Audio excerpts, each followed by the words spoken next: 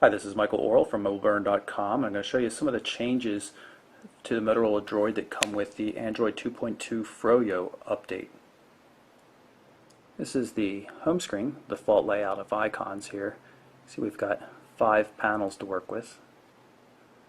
You can grab one, move it over, grab another one, move it the other direction, just like you would on any other Android device. You'll see that there's little dots down here, 1 dot here, 3 dots here. It means there's one home screen further to the right, and right now it's showing 4 dots, 4 to the left. 2, 1. You can always hit the home screen button to get right back to the center panel though. Shortcuts for the phone, and for the web. I'll show you those benchmarks in a little bit, but let's go to the main menu first. Very straightforward looking main menu. Not all these apps are stock. I've installed a bunch of apps in testing, benchmarks and things like that. Very straightforward looking, not too fancy. Jump to the browser here. You can see right now I've got a screen full of benchmark stats. This is the SunSpider. It's a JavaScript benchmark.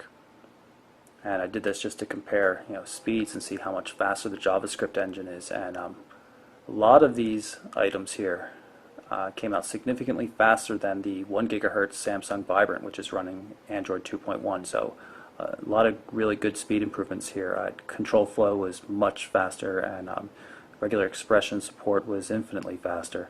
It's good all around. It makes this device with its slower processor much more comparable to a faster 1 gigahertz processor running Android 2.1. Jump into the bookmarks and go to the Adobe Flash Detection page. And you can see that we don't appear to have proper full running Flash support.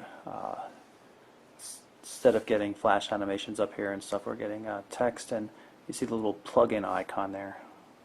Pulling a little bit closer there. Looks like a Lego. So let's jump to a Adobe Flash game site and see if we get any better results. And here we are at flashgames247.com, and if I tap on one of the games, you can see we get the same plug-in icon there. So it's obvious that Adobe Flash 10.1 has not been installed on this build. You might have noticed the little drop-down button here on the search widget. You can see it gives you options for searching on just a subset of all the things that it can show.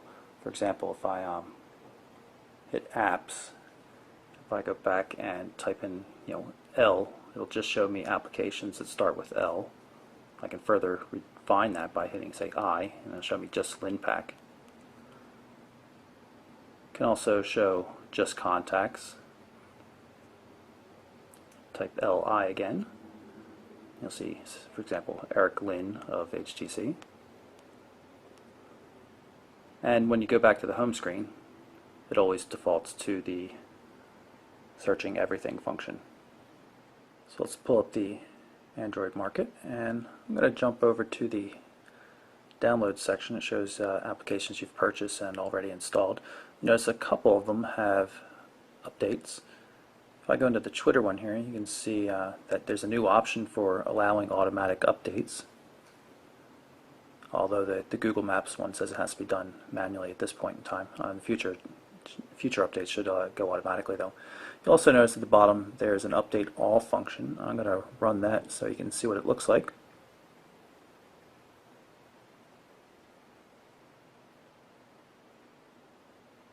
And we should start downloading and installing all the updates.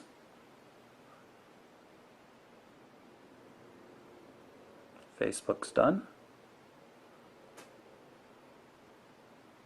And Twitter's done as well. As previously mentioned, I have to do a manual update for Google Maps.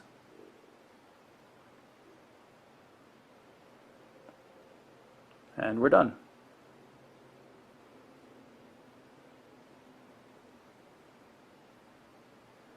Here's the main settings screen. You can see things have been reorganized a bit. Sound and display are separate. If I go down to voice input and output, a new option, you'll see that there are separate settings for the speech input system as well as the synthesized speech output system.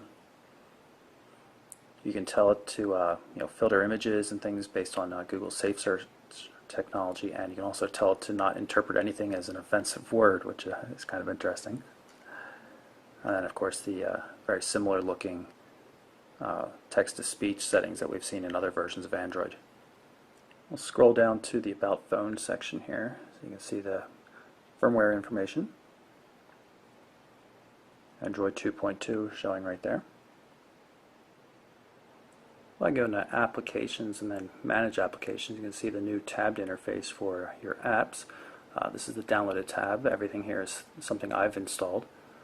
Running apps, complete list of apps, and then those on the SD card. And there's nothing at the moment, but if I go into barcode scanner here, I can tap on this button to move it over to the SD card, which will free up resources inside the phone itself. Not all applications support this though, but those that do can be moved back and forth quite easily just by hitting these buttons. So if I go back and then now go to this tab, you see the barcode scanner is now listed. Pick other random applications like Facebook. You'll see that the move to SD card option is not available yet. Hopefully we'll see more applications with support for this functionality in the future though.